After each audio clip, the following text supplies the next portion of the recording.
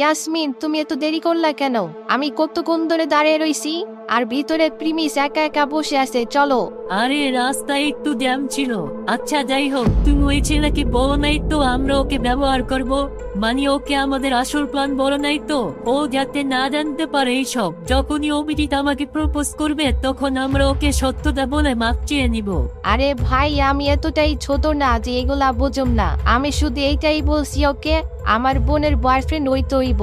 বেচারা এতটাই সৎ ছিল, আমাকে না করতে পারে নাই। যখন আমাদের কাজ শেষ হয়ে যাবে আমরা সব সত্য কথা বলে দিব। আচ্ছা, ও দেখতে কেমন? ঠিক আছে তো? মানে যতদিন অভিজিতের সাথে সব ঠিকঠাক না হচ্ছে ওই ছেলেকে তো আমাকে দেখতে হবে, তাই না? হ্যাঁ, দেখতে তো ঠিক আছে, কিন্তু একটু গরিব, এর জন্য ভালো লাগে না। তবে কাজ হয়ে যাবে, টেনশনের কোনো কারণ নাই। এরপর তারা দুইজন টি ক্যাফের ভিতরে প্রবেশ করতে থাকে, আর এইদিকে সেখানে প্রিমিস আগেই বসে বসে লেমন জুস খাচ্ছিল। প্রিমিসের মনে হচ্ছিল ভূমিকার কথায় রাজি হয়ে সে এখানে এসে নিজের পায়ে নিজেই কুড়াল মেরেছে।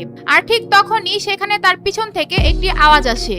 আরে এখানে আমার বোন আইসা পড়ছে, আর তোমার এখনো জুস খাওয়া হয় নাই? এতক্ষণ সময় লাগে জুস খাইতে? ভূমিকার কাজিন ইয়াসমিন প্রিমিসের ড্রেস আর চুল দেখে পেছন থেকে মনে করছিল এটা নিশ্চয়ই গরিব কেউ হবে, কিন্তু যখনই প্রিমিস পেছন থেকে তাদের দিকে তাকায় ইয়াসমিনের মাথার হুঁশ উড়ে যায়, কারণ তার বিশ্বাসই হচ্ছিল না তার বোন যাকে গরিব ভাবছে সে আর কেউই নয়, প্রিমিস চৌধুরী। এইদিকে ভূমিকা যাকে তার কাজিন বলছিল সে আর কেউ না, ঢাকা সিটি ব্যাংকের ম্যানেজার ইয়াসমিন। তারা দুজনকে দেখে একদম অবাক হয়ে যায়। ইয়াসমিন প্রিমিসকে দেখেই চিনে ফেলছিল আসলে কে এই ছেলে। ও সব জানে। এই ছেলে কিছুদিন আগে তাদের ব্যাংক থেকে টাকা তুলতে গিয়ে বিশাল ঝামেলায় পড়েছিল। তার অ্যাকাউন্টে 500 কোটি টাকা সহ যত সম্পত্তি ছিল সে এগুলো প্রিমিস যাওয়ার পর চেক করেছিল। ইয়াসমিনের সামনে এখন এত বড়লোক একজন মানুষ বসে আছে, সে ভাবছে তার সাথে সে কেমন আচরণ করবে। এই, তুমি কি দেখতেছো না আমার বোন এইখানে দাঁড়ায় রইছে? তুমি এখনো কি বুঝতে দিচ্ছ না? এটা শোনার পর ইয়াসমিন ভূমিকার দিকে তাকায়, আর এরপর প্রিমিসের দিকে তাকিয়ে বলে, হ্যালো, কেমন আছেন আপনি? ভূমিকার মনে হচ্ছিল তার বোন প্রিমিসের সাথে ফ্রেন্ডলি হওয়ার চেষ্টা করছে, তাই এত সুন্দর ব্যবহার করছে। এরপর ভূমিকার এই বিষয়টি সহ্য হচ্ছিল না, তাই সে আবার বলে, এই, তুমি এখনো তাকায় রইছো? আমার বোন আসছে, তুমি ওকে চেয়ারে বসার জন্য বলবা না? চারটা মুছে ওরে বসতে বলবা না? আরে না না, তার কোনো দরকার নাই, আমি এখনই বসতাছি, আপনি বসেন, কোনো সমস্যা নাই। প্রিমিসের মনে মনে অনেক হাসি পাচ্ছিল ইয়াসমিনের এই অবস্থা দেখে। এইদিকে তারা দুইজন দুই চেয়ারের মধ্যে বসে আছে, আর ভূমিকা মনে মনে ভাবছে ইয়াসমিন প্রিমিসের সামনে একটু বেশি বেশি করছে। ও বুঝতেছিল না প্রিমিসকে এত সম্মান দিচ্ছে কেন। ইয়াসমিন, এই হচ্ছে প্রিমিস, আমাদের কলেজের সেকেন্ড ইয়ারের স্টুডেন্ট। ও আমাদের কলেজের অনেক ইমানদার একটা ছেলে। আমার মনে হয় না তুমি ওর মতো ছেলে আমাদের কলেজ আরেকটা পাইবা।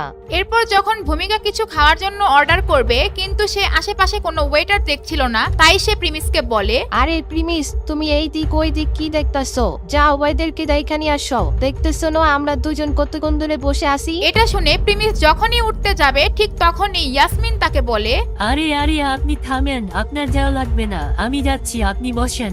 ইয়াসমিন ভূমিকার কাহিনী কিছুই বুঝতেছিল না। ভূমিকা প্রিমিসের সাথে এমন ভাবে কথা বলছে কেন? ভূমিকা কি প্রিমিসের আসল পরিচয় জানে না, নাকি ও এমনই সাহসী তাই প্রিমিসের সাথে এমন আচরণ করছে? ইয়াসমিন যখনই চেয়ার থেকে উঠে যাবে তখনই ভূমিকা প্রিমিসকে বলে, আরে ইয়াসমিন কেমন যাবে? দেখতেছো না আমরা দুজন মেয়ে মানুষ? যাও, এখনই যাও, ওইদেরকে দেখানি আসো। প্রিমিসের মন চাচ্ছিল এখান থেকে বের হয়ে একেবারে চলে যেতে, কিন্তু ইয়াসমিনের এই অবস্থা দেখে সে অনেক মজা পাচ্ছিল। এরপর ভূমিকা আবার বলে, হেই গাইস, আসসালামু আলাইকুম, আমি আপনাদের দিবস গেমিং। আমাদের ভিডিও এখনই শুরু হবে। তো এর আগে গাইস, আপনারা যারা ফ্রি ফায়ার খেলেন এন্ড ডায়মন্ড টপ করেন অনেক বেশি তো তাদের জন্য একটা হোয়াটসঅ্যাপ নাম্বার আমি দিয়ে দিলাম এখানে। তো এই নাম্বারে আপনারা যোগাযোগ করে ডায়মন্ড নিতে পারবেন। হোয়াটসঅ্যাপ বা ইমো নাম্বারে আপনারা যোগাযোগ করলে হবে। এখানে অনেক কম দামে তার কাছ থেকে ডায়মন্ড নিতে পারবেন, এন্ড সে আমার খুব পরিচিত, তো ইজিলি আপনারা তার কাছ থেকে ট্রাস্ট করতে পারেন। আরে ভাই, তুই এখনো যাইতেছ না?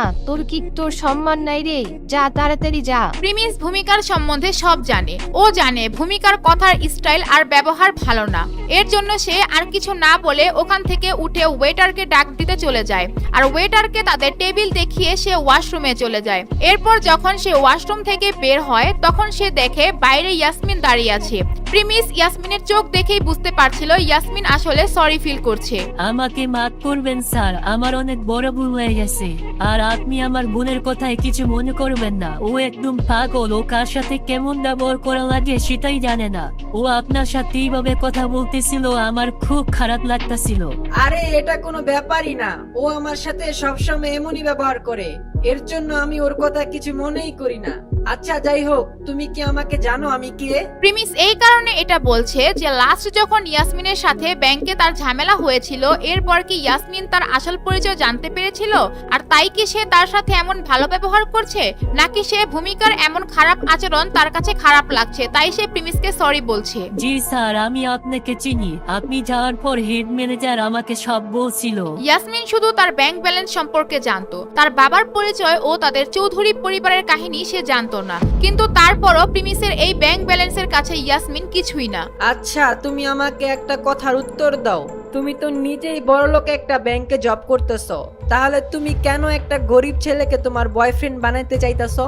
প্রিমিস যখনই ইয়াসমিনকে দেখছিল তখন থেকেই তার মধ্যে একটা প্রশ্ন ঘুরছিল। ইয়াসমিন আসলে বুঝছিল না প্রিমিসের এই কথার জবাব কি দিবে।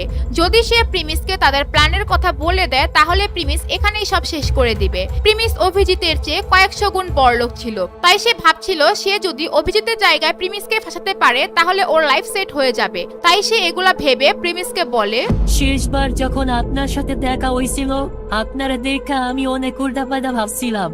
এরপর আমার অনেক জিদ হয়েছিল, আমি নিজেকে অনেক বড়লোক ভাবতাম, আমার মধ্যে হিউম্যানিটি বলতে কিছুই ছিল না।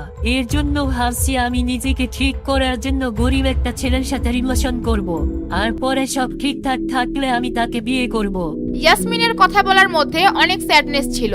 সে ইমোশনাল হয়ে প্রিমিসকে বোঝানো আর বিশ্বাস করানোর চেষ্টা করছিল, কিন্তু প্রিমিস তো তাকে নিয়ে অন্য কিছু ভাবছিল, তাকে সন্দেহ করছিল সে অভিনয় করছে কিনা। আর ঠিক তখনই, স্যার আমি সত্য কথা বলতেছি, আমি আপনার সাথে মিথ্যা কথা বলতেছি না, আমি আপনাকে এগুলা কসম খেয়ে বলতে পারবো, আমি যা বলতেছি সব সত্য কথা।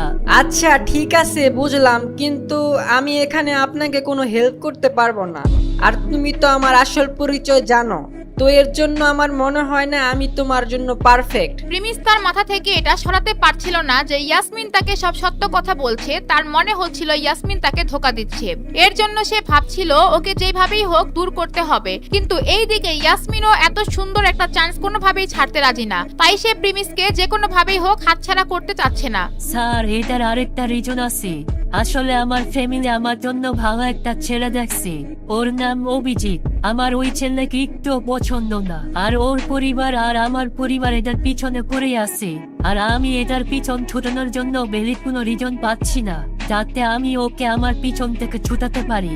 স্যার এই সমস্যার মধ্যে আপনি কি আমাকে হেল্প করবেন প্লিজ স্যার, প্লিজ। ইয়াসমিন প্রিমিসের হাত জোর করে রিকোয়েস্ট করছিল। কিছুক্ষণ আগেও ইয়াসমিন ভাবছিল এমন কি করলে অভিজিৎ তাকে খুব তাড়াতাড়ি প্রপোজ করবে, আর যখন ও জানতে পারলো তার সামনে প্রিমিস আছে আর প্রিমিস অভিজিতের চাইতে অনেক অনেক গুণ বড় লোক, তখন সে অভিজিতের কথা চিন্তা বাদ দিয়ে প্রিমিসের কথা ভাবা শুরু করলো। স্যার আমার কথা বোঝার চেষ্টা করেন, আমার কাছে অন্য কোনো রাস্তা নাই। আমি জানি আপনি খুব কেয়ারিং একজন মানুষ, আর আপনি মানুষকে অনেক হেল্প করেন, এর জন্য প্লিজ স্যার আমাকে সাহায্য করেন। ইয়াসমিনের এই অ্যাক্টিং দেখার পর প্রিমিস কি গলে যাবে, নাকি সে এগুলো না মেনে সেখান থেকে সরাসরি চলে যাবে? ইয়াসমিন তো প্রিমিসের আসল পরিচয় সব জানে, তাহলে কি ইয়াসমিন এগুলো ভূমিকাকে সব বলে দিবে? আপনারা কি চান, প্রিমিসের আসল পরিচয় সবার সামনে ফাঁস হয়ে যাক, নাকি প্রিমিসের পরিচয় গোপন রাখবে? সেটা কমেন্ট করে জানান। আর আপনারা যদি দিবস গেমিং এর ভিডিওগুলো সবার আগে দেখতে চান তাহলে দিবস গেমিং এর ইউটিউব চ্যানেলটি সাবস্ক্রাইব করে নোটিফিকেশন বাটনটি বাজিয়ে রাখেন, আর ফেসবুক থেকে দেখে থাকলে ফলো করে শেয়ার করেন।